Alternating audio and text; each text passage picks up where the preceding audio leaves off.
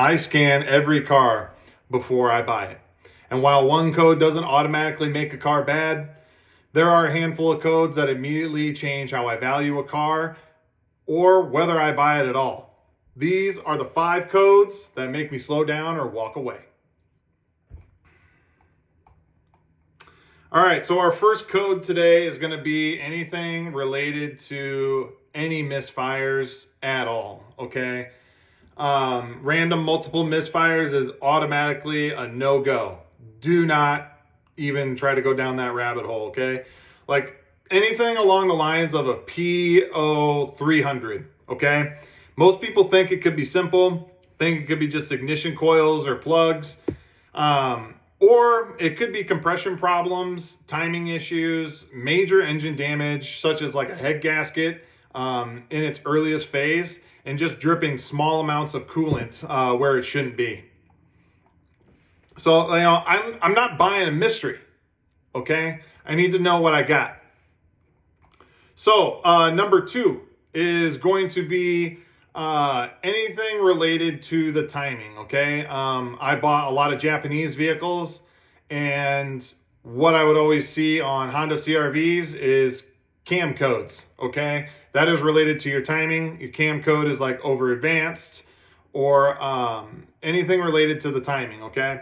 Especially if like an engine is known for having like timing or like oil issues.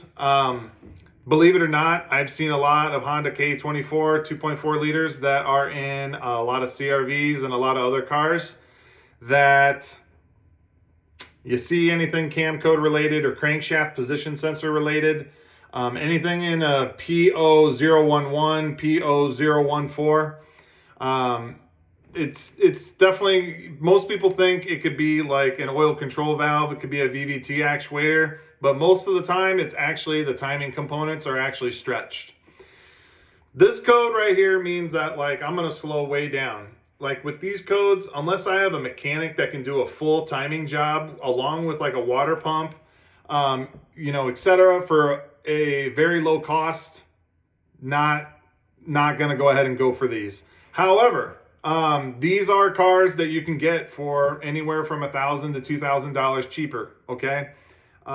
It's just the way it is, and a timing job, honestly, could probably be done for like a solid $800 or $900. If you disagree with me, go ahead and let me know, but that's based on a $70 labor rate at a shop that we used to get stuff done at. All right, so number 3 is going to be anything related to like the catalyst, your catalytic converter, okay? A lot of people think that if you have cat codes, it may just need a catalytic converter. But what you really need to do at this point is if you scan it and you notice that it has those codes, you really need to pay attention to what the oil level is at on the car, okay?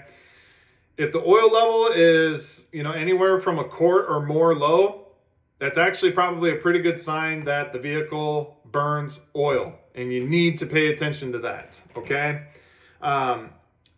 A catalytic converter can also cause misfires. It can also cause like the engine to like literally not even rev up at all. I've seen it many, many times. You'd think that if like there's an exhaust leak and there's a catalytic converter code, that's probably it. But sometimes the catalytic converter isn't the problem. It's just the victim, okay? So number 4, we're going to have some transmission codes. I'm going to see this a lot more often on something along the lines of like a Nissan or anything that may have a CVT transmission in it.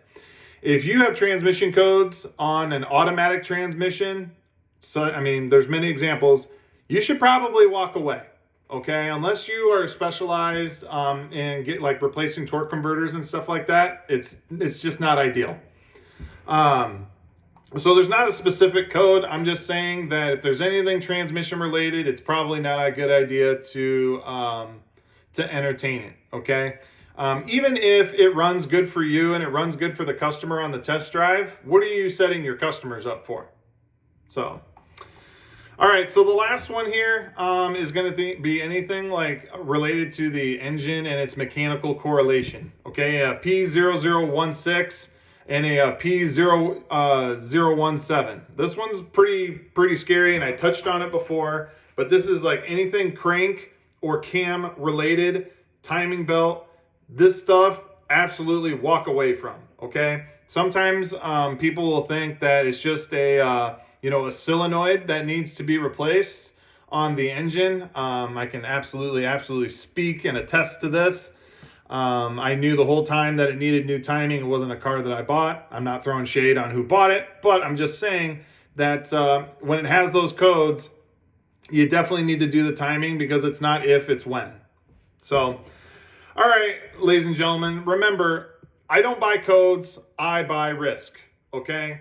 Keep those 5 codes in mind. If you got another suggestion for the video, go ahead and let me know. But otherwise, thanks for tuning in for another episode of Auction Maverick. All right, take it easy, guys. Thanks.